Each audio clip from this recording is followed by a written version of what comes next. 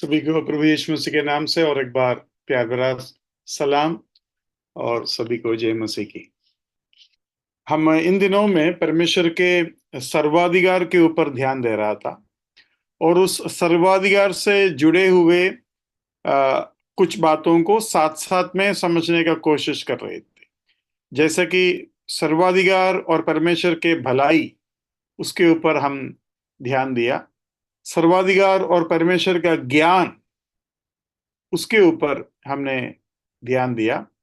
और सर्वाधिकार क्या परमेश्वर का एक क्या बोलते हैं, एसेंशियल एट्रीब्यूट है क्या, मतलब परमेश्वर के गुणों में से एक है क्या, या उनके सारे गुणों का ऊपर लागू होने वाला या गुणों के द्वारा समझ में आने वाला एक चीज है क्या? सर्वाधिकार परमेश्वर के गुण है क्या? देखो, परमेश्वर के गुणों के बारे में हम जब बोलते हैं, हम मॉरल एट्रीब्यूट्स और नॉन मॉरल एट्रीब्यूट्स इस तरीके से दो भाग करते हैं, मॉरल एट्रीब्यूट्स और non moral attributes. Moral attributes में क्या क्या आएगा? मॉरल एट्रीब्यूट्स में आएगा उनके प्यार, धार्मिकता, उनके सच्चाई, वो मॉरल है। लेकिन नॉन मॉरल क्या है? वो है ओमनीपोटेंस। परमेश्वर सर्वशक्तिमान है, उसमें मोरालिटी नहीं है। मोरालिटी मतलब उसमें गुण का जरूरत नहीं है, लेकिन वही सर्वशक्ति को परमेश्वर धार्मिकता और प्यार के साथ ही इस्तेमाल करेगा। परमेश्वर सर्वशक्तिमान है। अभी देखो, क्या कहते हैं, करंट है, करंट या लाइट जो आप लोग बोलते हैं, लाइट में बहुत पावर है, लेकिन उसको समझे क्या? उसमें मॉरल गुण है क्या? वो अपने बाप को पहचानेंगे? अरे, फलाना साइंटिस्ट ने करंट का इन्वेंशन किया था, तो कम से कम उसको मैं क्या बोलते हैं, नहीं नहीं नहीं, वो बनाते बनाते करंट मार देगा उसको। करंट समझता नहीं है मेरा बाप कौन है। तो करंट के अंदर जो पावर है, उसमें मोरालिटी साथ साथ में नहीं आता। तो कोई कह रहे थे परमेश्वर एक ही है और वो पिता है, और पवित्र आत्मा केवल उसका ताकत है। पवित्र आत्मा को परमेश्वर मत समझो। तब हम बाइबल से निकाल कर बताते हैं, पवित्र आत्मा चुना, पवित्र आत्मा को दुखी मत करो, पवित्र आत्मा के में भरपूर हो जाओ। ये शब्दों का इस्तेमाल क्यों चुना करते हैं? क्योंकि परमेश्वर के आत्मा में पावर जरूर है, आत्मा के power, by the power of spirit, लेकिन उस पावर में एक व्यक्तित्व भी है, एक पर्सनालिटी है जिसमें मोरालिटी आता है। तो परमेश्वर सर्वव्यापी है। अभी सर्वव्यापी होने के लिए मोरालिटी का जरूरत नहीं है, लेकिन परमेश्वर में ऐसा नहीं है। नॉन मॉरल एट्रीब्यूट्स और मॉरल एट्रीब्यूट्स दो चीजें हैं, ये इतना आपको समझ में आना जरूरी है। इसी में और एक चीज है, वो है कम्युनिकेबल एट्रीब्यूट्स और नॉन कम्युनिकेबल एट्रीब्यूट्स। मतलब परमेश्वर के कुछ गुण ऐसे हैं जो हमें दे सकते हैं, इसलिए परमेश्वर हमें पुत्र के जैसा बनाएंगे जब कहता है ना, वो देने वाले उन गुणों को मन में रखते हुए कहते हैं परमेश्वर हमको भी यीशु मसीह जैसा धर्मी और क्या बोलते हैं, दयालु और प्रेमी और सच्चाई के साथ बनाना चाहते हैं। लेकिन इसके मतलब नहीं है कि हम परमेश्वर जैसा बनेंगे, इसके मतलब ये नहीं है कि हम सर्वशक्तिमान बनेगा, सर्वव्यापी बनेगा। तो वो नॉन कम्युनिकेबल है, कम्युनिकेट नहीं कर सकते, आपको दे नहीं सकता। परमेश्वर का शुरुआत नहीं है, परमेश्वर का अंत नहीं है, लेकिन परमेश्वर हमको ऐसा नहीं बनाएगा। हमारा अंत नहीं होगा, लेकिन हमारा शुरुआत जरूर है। तो आपको आइडिया मिला परमेश्वर का मॉरल, नॉन मॉरल एट्रीब्यूट्स, परमेश्वर का कम्युनिकेबल और नॉन कम्युनिकेबल एट्रीब्यूट्स। इन चीजों को अगर गहराई से समझना हो तो आपको कौन सा विषय सीखना पड़ेगा?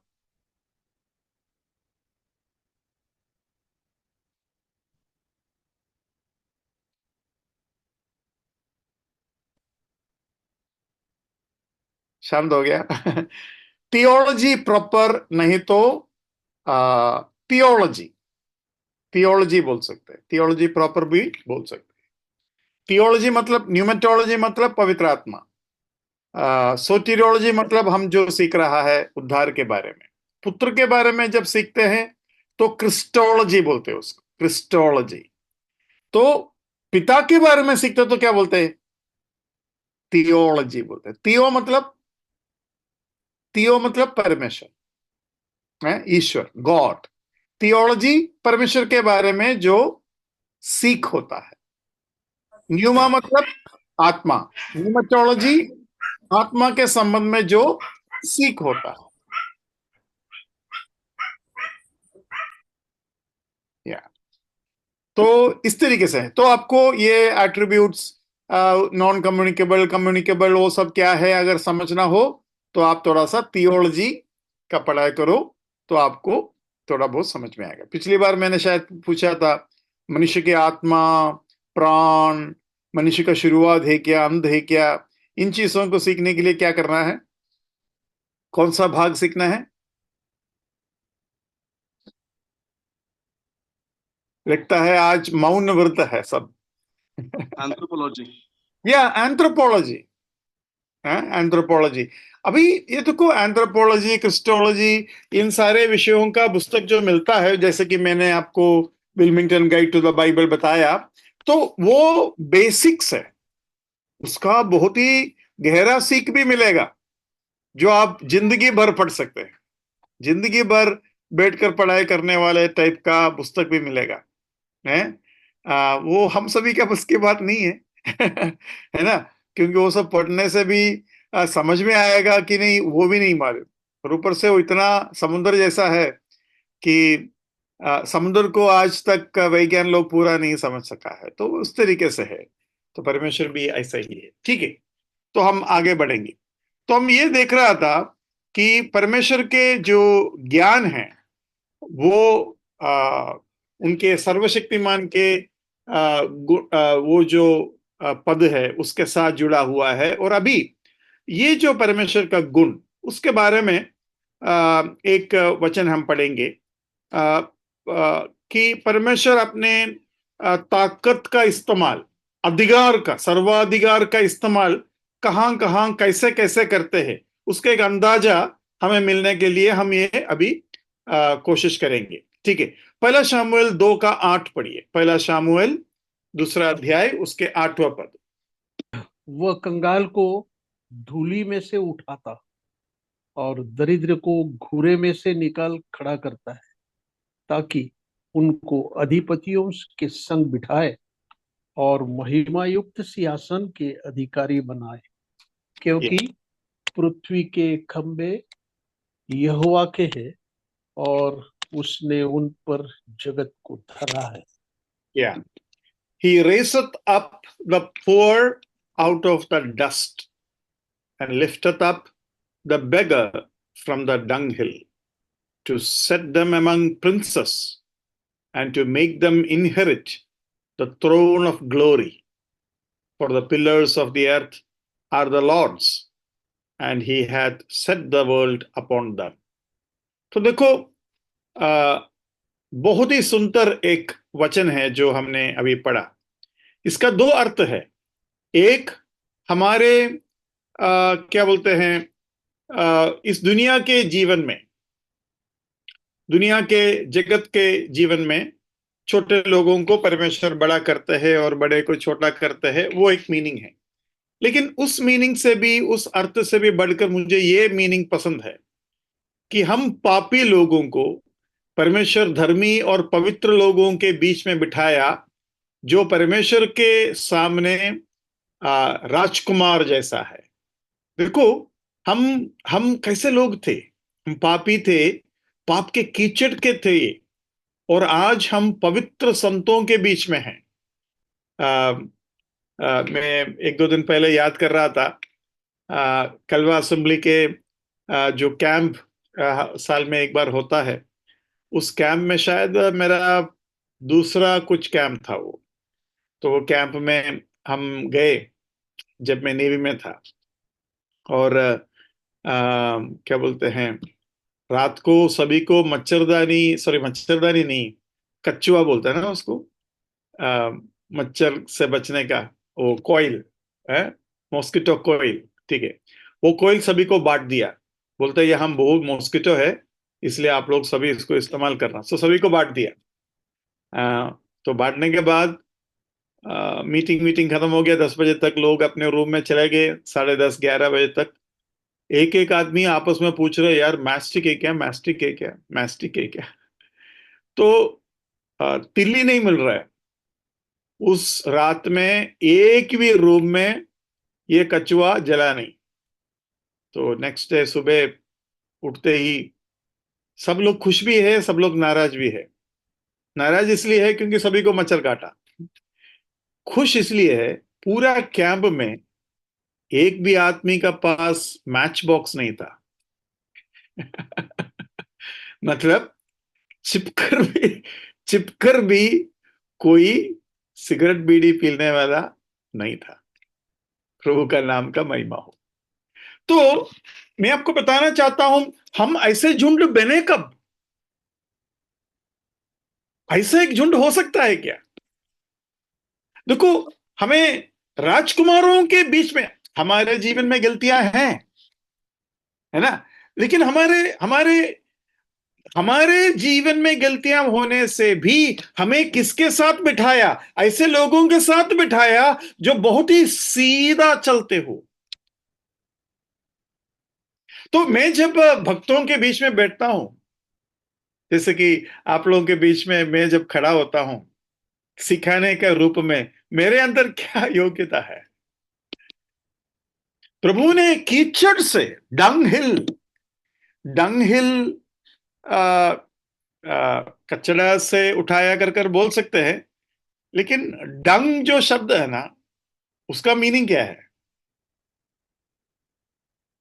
डंग मतलब क्या है? शिट। गोबर गोबर गोबर। गोबर। है ना? तो गोबर के हिल मतलब पहाड़ जैसे गोबर था, उसके बीच में से मुझे उठा के लेके आया। मैं थोड़ा कमी कटिया वाला आदमी हूं, लेकिन प्रभु ने मुझे माफ कर दिया, शुद्ध कर दिया, मुझे संत बना दिया और संतों के बीच में बिठा दिया। अभी गलती से भी मेरा मुंह से गाली नहीं निकलना चाहिए, क्योंकि मैं संतों के बीच में बैठा हूं।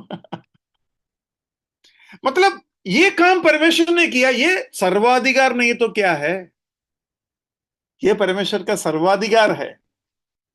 तो उसको मन में रखते हुए हम कहते हैं कि परमेश्वर के सर्वाधिकार कैसा है। अभी ये जो सर्वाधिकार है, अब बहुत कम लोग उसको परमेश्वर के गुणों में से एक कर कर लिखा है, लेकिन अधिकतर जो स्कॉलर्स है, जो इंटरनेशनल जो स्कॉलर्स है, जो वचन को सिखाते हैं या लिखते हैं, उन लोग कभी भी सॉवरेंटी या परमेश्वर के सर्वाधिकार को उनके मॉरल एट्रीब्यूट्स या इमोरल एट्रीब्यूट्स के लिस्ट में नहीं डालता, क्योंकि वो इन सारे चीजों का ऊपर दिखने वाला या समझने वाला एक ऐसा चीज है जिसको हम सर्वाधिकार बोल सकते हैं। तो ये बात भी हमारे अंदर रहना चाहिए, और इससे परमेश्वर के सर्वाधिकार को हम कम नहीं कर रहा है, हम परमेश्वर के सर्वाधिकार को उसके असली जगह दे रहा है। We are giving its rightful place by saying that sovereignty is a special thing of God which passes through all his characters and attributes. सर्वाधिकार एक ऐसा चीज है जो परमेश्वर के सारे गुणों के बीच में से निकलते हैं।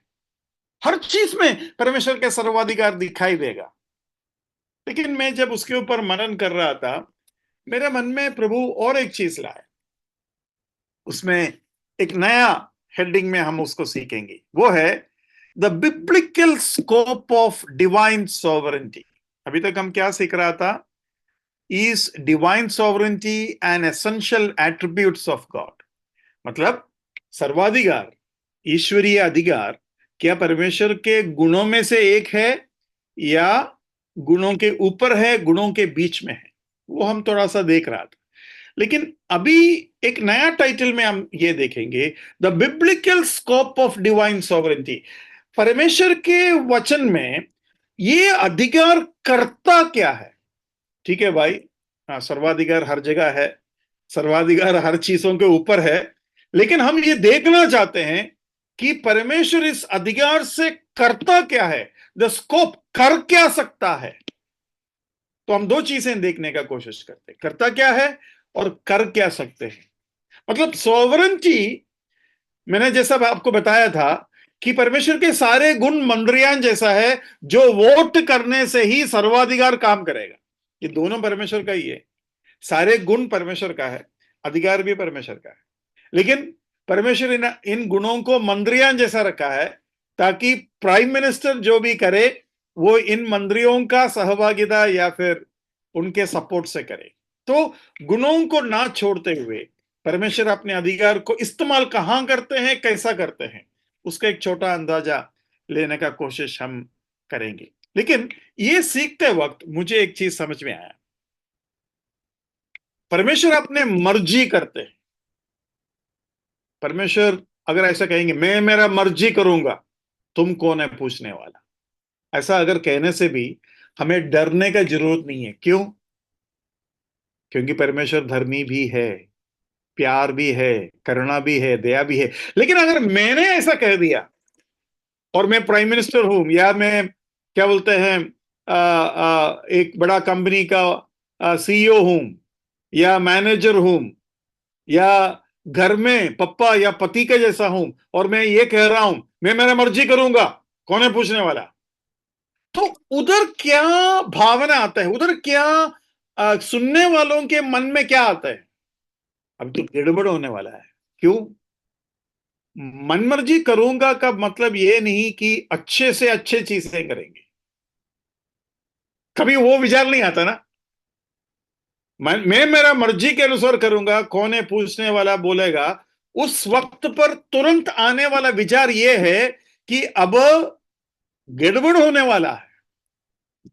क्या ऐसा विचार कभी आ सकते हैं कि आपने ऐसा कह दिया और सारे लोग आपको मिठाई बांटने लगे, गले मिलने लगे, हार पहनाने लगे, आपको गले मिलकर चुम्मा देने लगे, ब्रदर पता चला कि आप अपना इच्छा के अनुसार करेंगे, हमें तृप्त हो गया है, हम बड़ा उम्मीद के साथ आपके ओर देख रहा है, क्योंकि आप अभी अपने अधिकार को इस्तेमाल करने वाले हैं और अपने मर्जी के अनुसार आप करेंगे।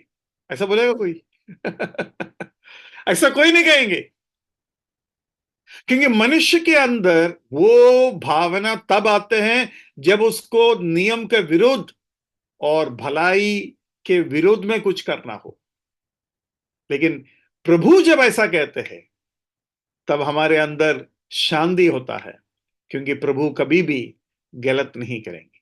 तो वो एक बहुत बड़ा विचार मेरे मन में आया। कोई कह रहे थे कि सोचो कि रात को 12 बजे आप कहीं जा रहे हैं और तुरंत 4-5 हट्टा कट्टा लोगों को आपने देखा, एकदम 6 फुट प्लस का आदमी, एकदम तगड़ा मोटा, 5-6 आदमी आपके तरफ आ रहा है रात को 12 बजे। ठीक है, लाइट वाइट बहुत कम है, लोग बिल्कुल है ही नहीं, और आप अकेला मीटिंग के बाद वापस घर जा रहे हो, कितना डर लगेगा ना। लेकिन पास में आते ही उनके हाथ में, उन सारे 6 लोगों के हाथ में कुछ चीज दिखाई दिया। ठीक है, तो और डर लगेगा। लेकिन ध्यान से देखा तो पता चला सभी लोगों का हाथ में एक एक बाइबल है। कैसा लगा? आइडिया मिला? मतलब एक औरत हो, काम करने के बाद आ रहे हो, या एक पुलिस हो, पुलिस को जब पता चलता नहीं है 6 के 6 बाइबल लेके आ रहा है, बस वो भी शांत हो जाता है। एक बार मैं आयरलैंड गया। बहुत ही सुंदर जगह है आयरलैंड। तो मैं गलत क्यू में जाकर खड़ा हो गया।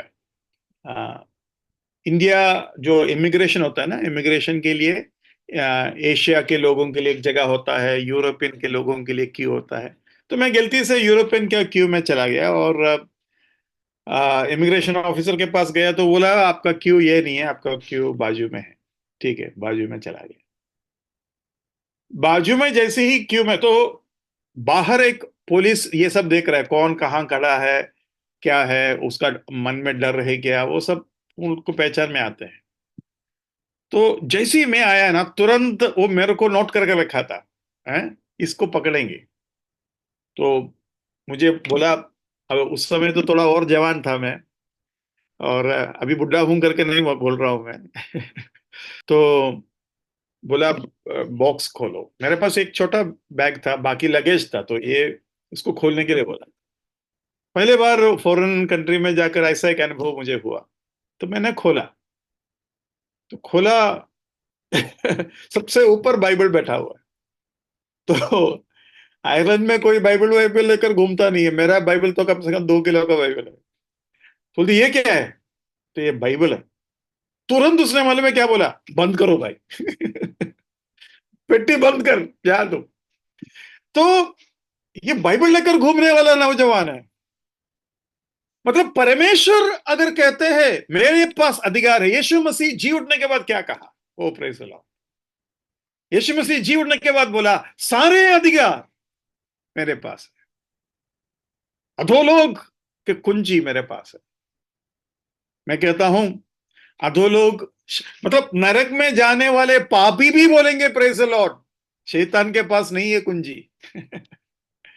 परमेश्वर जी उठकर मृत्यु के ऊपर जो अधिकारी था उसको हराया। मृत्यु का जो अधिकारी था उसको भी हराया। आज शैतान नहीं है नरक का कंट्रोल। नरक का कंट्रोल परमेश्वर के हाथ में है, और शैतान परमेश्वर के कंट्रोल में है नरक में जब जाते हैं। तो ये नरक के वासियों को भी थोड़ा तसल्ली देगा मेरा ख्याल से।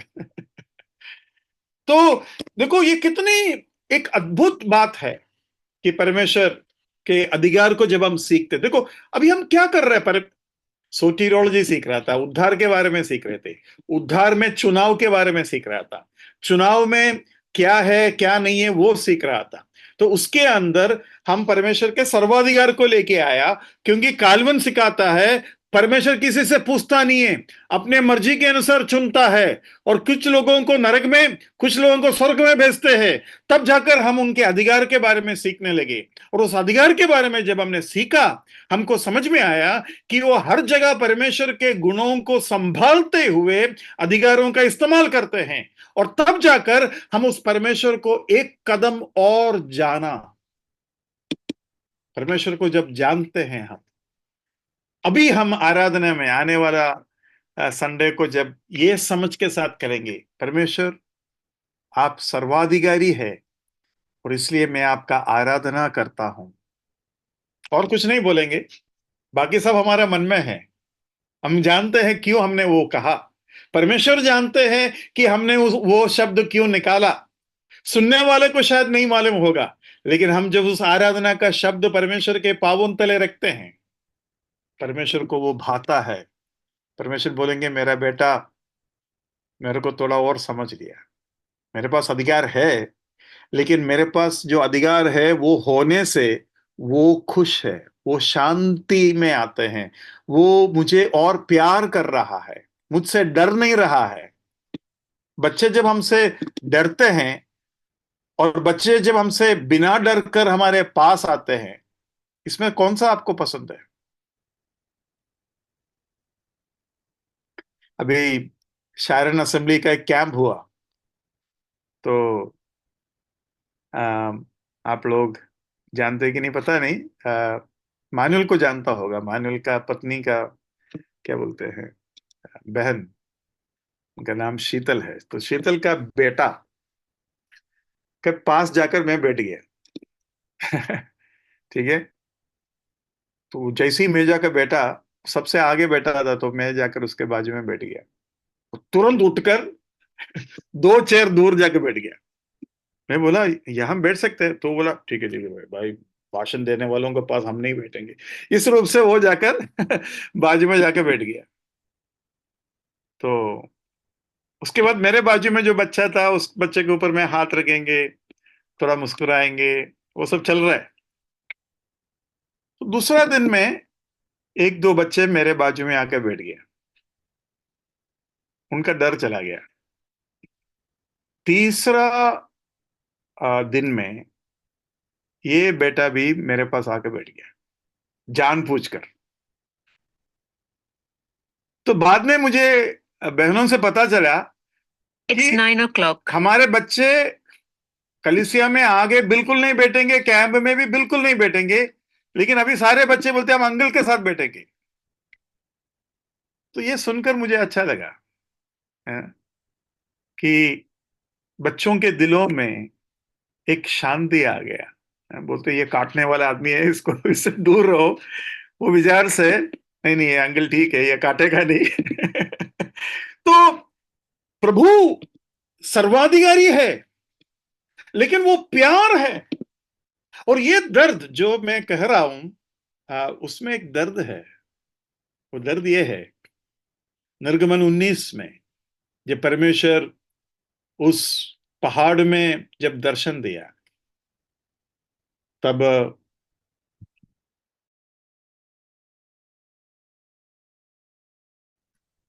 कि ये परमेश्वर हमसे बात ना करे, केवल मूसा हमसे बात करे। ये परमेश्वर को बहुत दर्द दिया। उसका एक सबूत देता हूं। बहुत दर्द दिया। परमेश्वर कुछ बोला नहीं, लेकिन आप जरा सोचिए, मूसा परमेश्वर से ज्यादा इस्राएल, और परमेश्वर उधर भी मूसा से कुछ नहीं बोलते। बाद में हम इब्रानी के पत्री में पढ़ते हैं, यीशु मसीह कहते हैं मैं और मेरा बच्चा पूरा करना या संभालना मेरा काम है। ये मूसा नहीं देख पाएंगे। मूसा दुनिया के सबसे नम्र होने के बावजूद भी यीशु मसीह को उतना प्यार नहीं दे पाएंगे। तो ये बात हुआ, या नेट का थोड़ा इश्यू है। अब ये तीसरा डेटा देख रहा हूं हम, शायद इसमें काम हो जाएगा। ठीक है। तो तब परमेश्वर बहुत सालों के बाद उस बात को फिर छेड़ते और कहते हैं बहुत साल पहले तुमने ऐसा कहा था। और बोलते हैं मैं उसको मान्यता देता हूं, मैं उसको मानता हूं। तुमने जो बोला ना उसके अनुसार अभी मैं करूंगा। क्या करेंगे? बोलता है तुमने कहा था ना मूसा जैसा एक आदमी को भेजो, या मूसा काफी है। तो परमेश्वर बोलता है मैं मूसा जैसा तुम्हारे पास आता हूं। मेरा पुत्र मूसा से भी अच्छे होकर तुम्हारे पास आएंगे। मुझे अभी भी याद है, एक प्रभु का दास, आ, तब मैं एकदम बच्चा था, वो प्रभु का दास बहुत अच्छा वचन दिया। वचन देने के बाद बहुत भाई लोग बहन लोग उसके पास आए और कहे क्या बोलते हैं, आ, आपके वचन के लिए हम आपको धन्यवाद देते हैं, हमको बहुत अच्छा लगा। तब मन में ये भाई ने क्या कहा, और अवसर दीजिए और अच्छा से भाषण करूंगा। मतलब मुझे एकदम अच्छा लगा वो बात करने का। मतलब एक थोड़ा सा मजाक भी बोलते हैं, तो हमेशा थोड़ा ह्यूमर के साथ बोलते हैं। तो बोलते हैं और अवसर देंगे तो और अच्छा भाषण दूंगा। तो वैसे ही परमेश्वर बोलता है then I will send one like Moses from among your brethren. आप लोगों के भाइयों के बीच में से मूसा जैसा एक व्यक्ति को भेजता। और फिर कहता है अगर उसका तुम नहीं सुनोगे फिर मैं तुमको छोड़ूंगा नहीं। हम्म, ये केरला में जीवी राजा बोलकर एक स्पोर्ट्स स्कूल है। वो जीवी राजा स्पोर्ट्स स्कूल जो है, स्पोर्ट्स के लिए बहुत जाना माना जाता है। उधर के जो बच्चे हैं सब नेशनल प्लेयर्स थे। नेशनल चैंपियंस, रिकॉर्ड होल्डर्स, ऐसे सब लोग हैं। लेकिन उस स्कूल में पढ़ाई का ज्यादा जोर नहीं देता, क्योंकि इन लोग बच्चों को सुबह प्रैक्टिस दिलाते हैं, फिर शाम को प्रैक्टिस दिलाते हैं, तो हेवी लोड हो जाता है, इनका पढ़ाई बहुत वीक रहते हैं। तो एग्जाम के टाइम पर थोड़ा बहुत कॉपी करने के लिए स्कूल वाले दे देते हैं, बोलते हैं यार कॉपी करने दो, ये सब नेशनल प्लेयर्स है, नेशनल गोल्ड मेडल, ओलंपिक्स में मेडल लाने वाले बच्चे हैं, तो इनको हम फेल नहीं करवाएगा, तो थोड़ा बहुत कॉपी करने के लिए देते हैं। केरला में और कहीं भी ऐसा नहीं चलेगा, लेकिन जीवी राजा में थोड़ा बहुत ये चलता है। तो जीवी राजा से आया हुआ एक आदमी, उसका नाम शायद शाजी ऐसा कुछ था, वो 3 गोल्ड मेडल लिया हुआ था, 3 गोल्ड मेडल, नेशनल का 3 गोल्ड मेडल लिया हुआ था। सारे कॉलेज के लोग इसके पीछे घूम रहे थे, तुम्हारा 10th का रिजल्ट आते ही हम तुमको हमारा कॉलेज में लेंगे। और ये शाहजी बड़ा खुश इंतजार कर रहा है रिजल्ट के लिए। रिजल्ट आया तो ये फेल हो गया। ये जैसे ही फेल हो गया, कॉलेज वाले तो गायब। प्रॉब्लम वो नहीं है, प्रॉब्लम ये है, अगर शाहजी जीवी राजा स्कूल से फेल हो गया, अभी ये कहीं भी पास नहीं होने वाला, क्योंकि जीवी राजा स्कूल में जितना कॉपी करने के लिए देता है, ऐसे तो कहीं नहीं मिलेंगे। तो ये इसका गया, इसका 10th गया, ये कभी 10th पास नहीं होने वाला। मतलब परमेश्वर कहता है, मैं मूसा से भी अच्छा एक व्यक्ति को तुम्हें देता हूं, लेकिन अगर उसका तुम नहीं सुनोगे, तब मैं क्या करूंगा। देखो, परमेश्वर सर्वाधिकारी है, तो यहां क्या दिखाई दे रहा है आपको? परमेश्वर तुमने जो चुना उसके अनुसार तुम्हारे सामने आ रहा है, तुमने जो मांगा उसके अनुसार सर्वाधिकारी आ रहा है। तो स्कोप ऑफ डिवाइन सॉवरेंटी, परमेश्वर के अधिकार कर क्या रहा है? परमेश्वर अपने अधिकार से मूसा से भी नम्र होकर आया। परमेश्वर अपने अधिकार से, जब तुमने मारा वो मरा, जब तुमने मारा तब वो मरा नहीं, लेकिन उसके अधिकार से जब तुमने मारा ना, वो मरा। उसको, वो खुद अपना जान दिया, ठीक है भाई, तुमने मुझे मार दिया, मान लिया। और वो मरा। ऐसा लगता है जैसे मनुष्य ने परमेश्वर को मार दिया। सर्वाधिकारी मनुष्य का पुत्र पापियों के हाथ में अपने आप को दे दिया। ऐसे ही दिया ना, मैं हूं कहा और सारे गिर गए, और जो गिर गए उसी के हाथ में खुद गिरा दिया। अरे बाप रे, तुमने मुझे पकड़ लिया, चलो चलो मुझे लेके जाओ। सुनते हैं तेरा कचहरी में तुम मेरे बारे में क्या कहेंगे।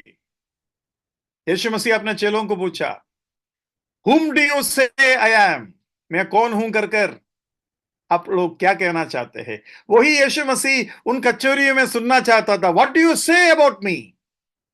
वही पिता सुनना चाहता था, what do you say about my son, मेरे पुत्र के बारे में तुम क्या कहते हैं?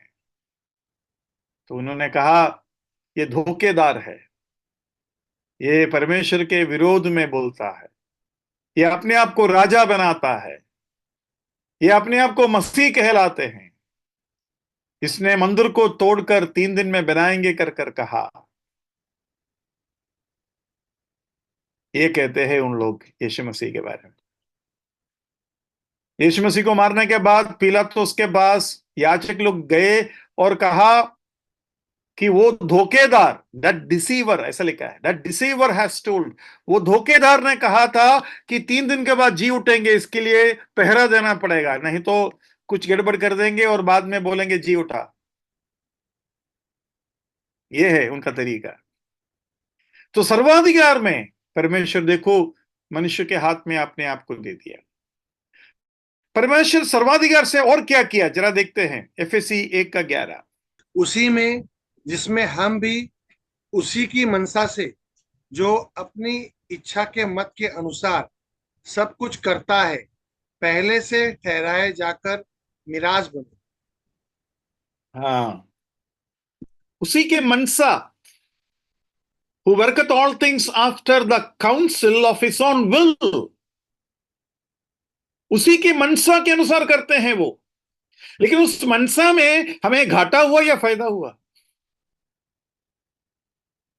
बहुत फायदा हुआ। और इसलिए हम ये कहेंगे, प्रभु आपके मनसा का करना। हम अगर हमारे मनसा के अनुसार आपको करने के लिए बोलेंगे, हम ही को कम मिलेंगे। एक प्रभु का सेवक, शायद 1-2 महीने हुआ होगा, एक असेंबली में आकर कहा, मुझे घर बनाना है। तो मिलकर पूछे कितना में? वो 5 लाख में बन जाएगा। तो सुनने वाला सारे लोगों को समझ में आ गया 5 लाख में कुछ नहीं बनेगा। तो मतलब प्रभु का दास पूछेगा 5 लाख, वो उस भाई के लिए बहुत बड़ा रकम है, इसलिए वो बोला 5 लाख में हो जाएंगे। तो जो भाई लोग उनको सुना, बोला ब्रदर ऐसा नहीं होते, 5 लाख में कुछ नहीं बनेगा। वो कहीं भी हो। बिहार के एक भाई था, तो उनको बोला कि आप काम शुरू कीजिए और हमको बताइए कितना हो रहा है, कैसा हो रहा है, क्या चल रहा है। तो बहुत ज्यादा, उससे ज्यादा खर्चा हो गया। तो हम जब प्रभु से मांगते हैं ना, अपने लेवल में मांगते हैं। बोलते 5 लाख में हो जाएगा, लेकिन नहीं, प्रभु बोलता है कि मेरे मनसा के अनुसार मैं दूंगा। आप लोगों को शायद याद होगा ना, महाबलेश्वर में हम जब कैंप किया था, उधर का महाबलेश्वर में, क्या महाबलेश्वर में ही है या उधर का, एक प्रीस्ट ने कहा था ना एक कहानी, कि टाटा का प्रॉपर्टी था और उसको डेवलप करने के लिए टाटा के ट्रस्ट के पास गया और ट्रस्ट वालों को बोला कि कुछ मदद करेगा तो ये मैं काम कर दूंगा। तो उन्होंने शायद उन्होंने पूछा आपको कितना चाहिए, ट्रस्ट के जो आदमी, उन्होंने पूछा कितना चाहिए। तो शायद ये बोला 2 या 3 के बीच में आप दे दो, हम कर देंगे काम। तो बोलता है कि ऐसा मत लिखो, ऐसा लिखो ट्रस्ट को कि इतना जमीन है, उसको डेवलप करने के लिए जैसा आप उचित चाहते हैं उतना दे दो। तो कुछ 22 या 23 लाख दिया। तो आ, ये जो प्रीस्ट है, वो बोल रहा था अगर मैं लिखता तो मैक्सिमम 3 लाख लिखता या 4 लाख लिखता। और जब ये ट्रस्ट वाले ने कहा कि ऐसा मत लिखो, आपका उचित के अनुसार लिखो, तो इसने सोचा मैंने 3 लाख ज्यादा पूछा होगा। अरे यार 3 लाख ज्यादा पूछ रहे, इसलिए इनको ऐसा लगा होगा, ये नाराज हो गया होगा, कुछ नहीं मिलने वाला, ये सब बोलकर वो चले गए। आज वो करोड़ों का काम उधर करते हैं। लेकिन मैं आपको बताना चाहता हूं, परमेश्वर का मर्जी हमारे लिए हमेशा फायदा लाएंगे, उसमें कोई शक नहीं है। Psalms 97 verse 9, Psalms 97 verse 9। क्योंकि हे यहोवा, तू सारी पृथ्वी के ऊपर परम प्रधान है, तू सारे देवताओं से अधिक महान ठहरा है। Lord, for thou, Lord, art high above all the earth. Thou art exalted far above all gods. बहुत ऊंचा है आप, आपके करीब भी कोई अधिकार के मामले में नहीं आ सकते, आप बहुत बड़े हैं। और उस रूप से दी ऑलमाइटी, एक्सॉल्टेड अबव ऑल, इस मीनिंग ओमनीपोटेंट लॉर्ड, कम से कम प्रकाशित वाक्य में 9 बार आया है। अभी प्रकाशित वाक्य में 9 बार आना मतलब उधर तो गड़बड़ है। प्रकाशित वाक्य में हम जो भी देखता है, परमेश्वर के कट्टर और कठिन कामों को देखता है। लेकिन मैं आपको एक चीज बताएगा ना, शायद आप में से कोई भी जल्दी से नहीं मानेंगे, मैं सबसे ज्यादा दया प्रकाशित वाक्य में देखता हूं। प्रकाशित वाक्य में जितना प्रभु का दया है ना, उतना दया मैं कहीं नहीं देखता हूं। एक तो 1,44,000 लोगों के द्वारा सुसमाचार सुनाया, और मैंने आपको बताया था, शायद बताया होगा, मुझे ठीक से याद नहीं आ रहा है, कि आज 800 और 850 करोड़ लोगों का आबादी है, और 1 लाख भी प्रभु का सेवक लोग नहीं है। इंडिया के मैक्सिमम ब्रदर लोगों का सेवक लोग 3,000 है, और बाकी पेंटेकोस्ट लोगों का होगा 30-35 हजार, बाकी जो लोग होगा 4-5 हजार। तो सबसे बड़ा आबादी वाला देश में मैक्सिमम जो है 35, 40, 45 हजार प्रभु का सेवक है, उससे ज्यादा उम्मीद नहीं कर सकते। उसके बाद सबसे ज्यादा आबादी चाइना में आते हैं, और चाइना में पता नहीं 100 भी होगा कि नहीं, क्योंकि उधर तो लीगल नहीं है, ये सब चीजें इलीगल होता है, तो सब अंडरग्राउंड है। तो दो बड़ा दुनिया का आबादी खत्म हो गया, मतलब लगभग 300 करोड़ खत्म हो गया, बाकी 500 करोड़ है। उस 500 करोड़ में मुस्लिम कंट्रीज को छोड़ने के बाद जो बाकी कंट्रीज है उसमें से प्रभु का सेवक लोग बहुत कम है। तो मतलब 1 लाख भी प्रभु का सेवक आज दुनिया में नहीं है, और आबादी 800 करोड़ है, 850 करोड़ के आसपास है। लेकिन प्रकाशित वाक्य में वो आबादी जितना भी हो आधा हो जाता है, 400 450 हो जाता है, क्योंकि 3/1 गया, 200 करोड़ गया, ऐसा हम पढ़ते हैं। तो उस समय 1,44,000 लोग सेवा के लिए निकलते हैं, और हमारे जैसा सेवा नहीं करते, वो एकदम कठिन और कट्टर सेवा करते हैं। वो 1,44,000 पूरे के पूरे मारा जाता है, मार्टेर्स हो जाते हैं। और प्रकाशित वाक्य 14वां अध्याय में ये पूरे के पूरे प्रभु के पास दिखाई देता है, मतलब वो सब मर गया, इस 7 साल में मर गया। 7 साल में भी नहीं, शुरुआती 4.5 साल में ही मर गया कर हम बोल सकते हैं। उसके बाद ओलिव ट्रीज, जो लोग बोलते हैं एलिया है, मूसा है, हानोक है, जो भी हो, उन लोग 1260 डेज सेवा करते हैं। वो पूरा दुनिया देखता है, तो पूरा दुनिया को एकदम पावरफुल सुसमाचार सुनाया जाता है, उनको भी मार देता है, वो स्वर्ग में चला जाता है। उसके बाद स्वर्गदूत गवाही देता है। देखो, स्वर्गदूत आज तक गवाही नहीं दिया क्योंकि कलीसिया है, स्वर्गदूत उसके बाद भी गवाही नहीं दिया क्योंकि 1,44,000 है, उसके बाद भी स्वर्गदूत गवाही नहीं दिया क्योंकि ये 2 लोग हैं। जब सारे के सारे खत्म हो गया, स्वर्गदूत ने शायद परमेश्वर से बोला होगा, प्रभु अभी तो कोई नहीं है गवाही देने के लिए, एक मौका हमको भी दे दे। और 14वां अध्याय में स्वर्गदूत सनातन सुसमाचार सुनाते, एवरलास्टिंग गॉस्पेल। उस एवरलास्टिंग गॉस्पेल हम सोचते हैं एक स्वर्गदूत सुनाते हैं, लेकिन अगर देखा जाएगा उधर 3 स्वर्गदूत सुनाते हैं। सुसमाचार का 3 पहलू होता है, पाप, धार्मिकता और न्याय।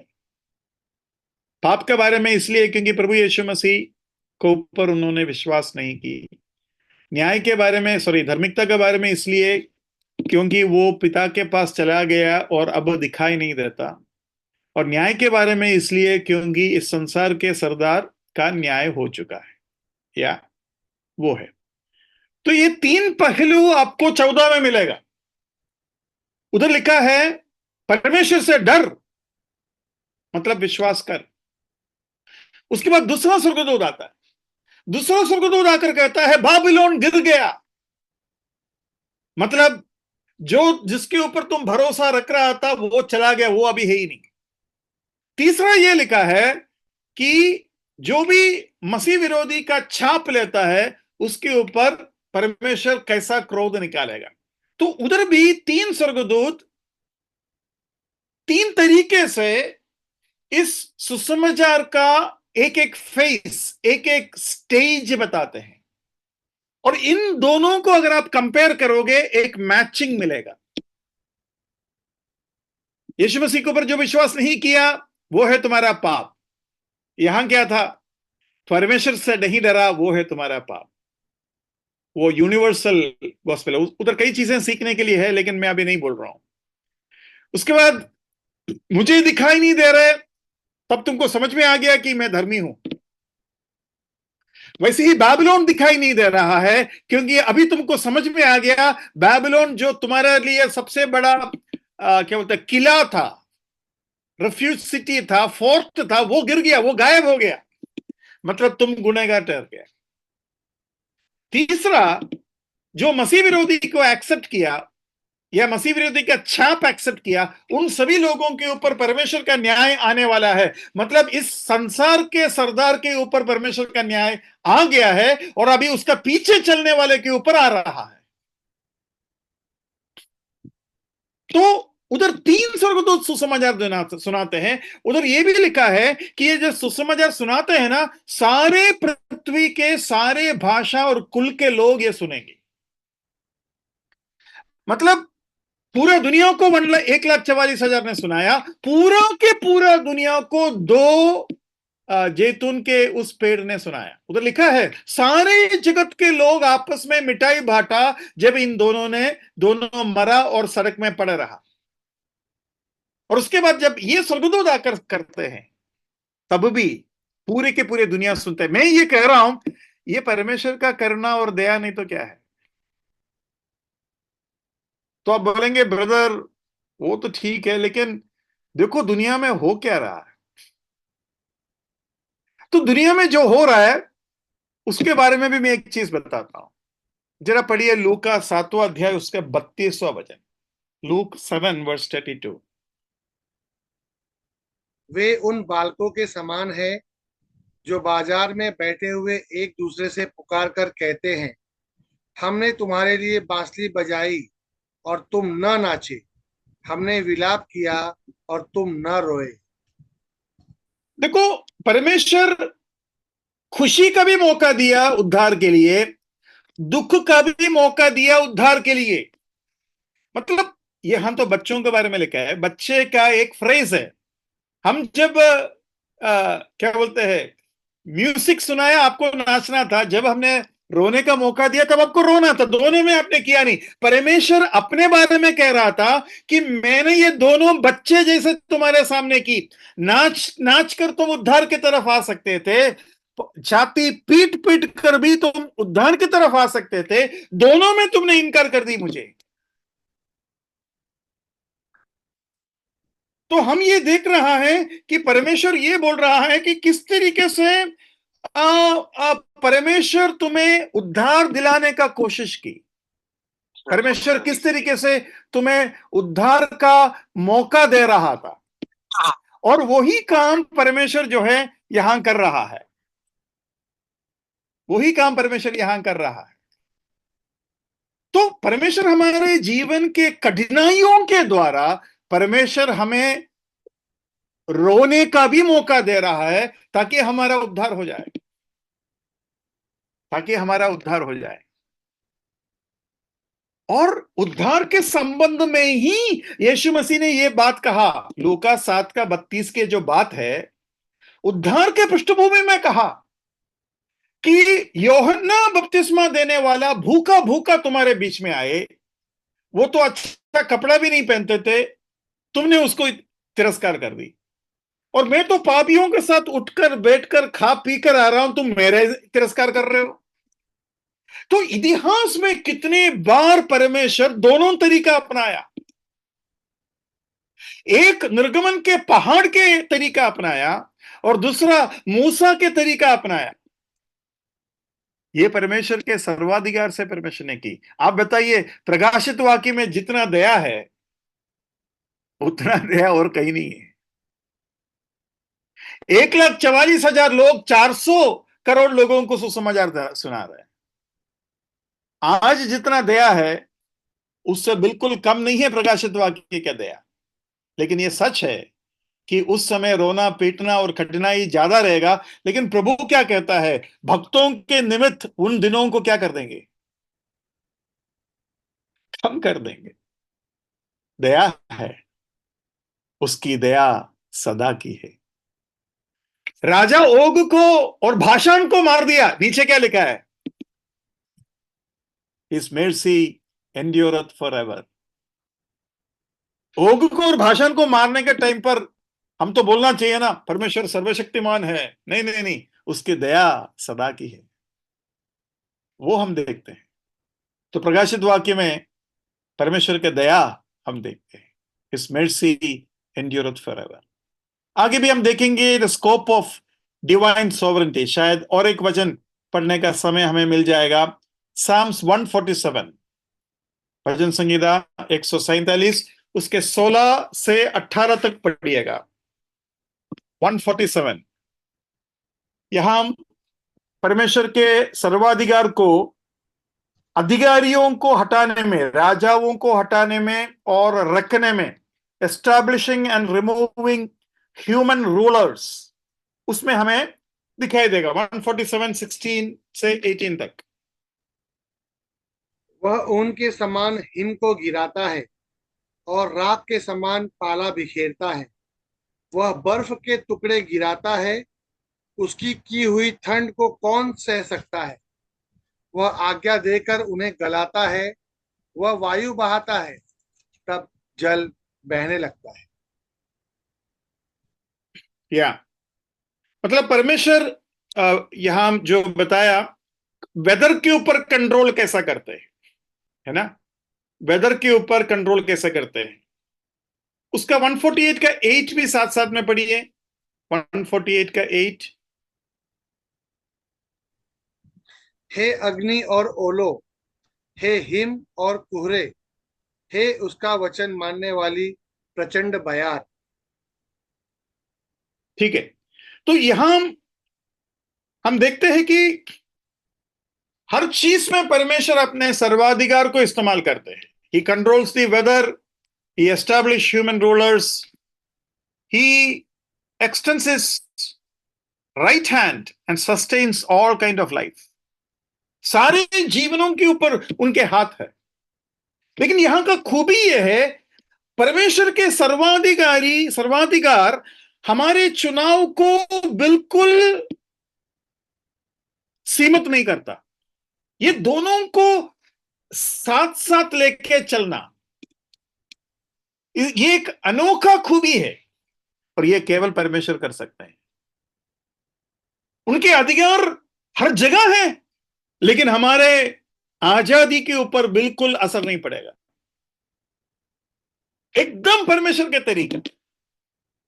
परमेश्वर सर्वाधिकार में अपने आप को सौंप दिया और मनुष्य अपने आजादी में परमेश्वर को मारने का चुनाव किया। तो किसी ने मुझसे पूछा, पता नहीं कहां पूछा, शायद ये कैंप में ही पूछा होगा, बोला, ब्रदर, परमेश्वर ने डिसीजन लिया था कि क्रूस पर यीशु मसीह मरना चाहिए, तो फिर क्या बाद में कैसे बोलेंगे कि यहूदी लोग यीशु मसीह को मारा और ये उनका गुनाह है। तो मैंने उनको बोला, अगर यहूदी लोग यीशु मसीह को विश्वास करते, स्वीकार करते, तो अब्राहम ने जिस तरीके से इसहाक को बलि में चढ़ाया, समझ और विश्वास और भक्ति के साथ, प्यार के साथ, उस रूप से भी यीशु मसीह का मृत्यु हो सकता था कि सारे इस्राएल रो रो कर भक्ति के साथ, आराधना के साथ यीशु मसीह का बलि चढ़ाया। ऐसा क्यों नहीं हो सकते? अगर अब्राहम अपना बेटा को दे सकते हैं, जरूर हो सकता। तो परमेश्वर अपने ज्ञान में इस बात को समझ लिया कि यहूदी ऐसा नहीं करने वाला। तो ये बात भी हम उधर देखते हैं। प्रभु का सर्वाधिकार हमारे आजादी को सीमित नहीं करते, लेकिन हमारे आजादी को पूरा संभालते हुए परमेश्वर अपने मनसा पूरा भी करता है। यह नहीं कि परमेश्वर अपने मनसा नहीं कर पाते, तब भी परमेश्वर अपना मनसा पूरा करेंगे। जैसा योसेफ के भाई लोग अपने मन मर्जी में योसेफ को भेजा, लेकिन परमेश्वर अपने सर्वाधिकार में उसी बुराई को भलाई के रूप देकर वापस उनको उंडेल दिया। लो, ये मेरा अधिकार है। अधिकार से मैं करता क्या हूं? तुम्हारे सबसे बुरे चीज को तुम्हारा ही भलाई का कारण बनाकर तुम्हारे हाथ में देता हूं। जहां पाप बढ़ा उधर अनुग्रह और बढ़ा। इसके मतलब ये नहीं कि हम पाप और करते रहे, है ना। हमारा टेढ़ा दिमाग कोई बोलता है ना, अच्छा ऐसा है क्या? ठीक है, आगे प्रभु जैसा चाहेंगे हम मदद करेंगे। आज 1-2 मिनट एक्स्ट्रा लिया, प्रभु का नाम की महिमा।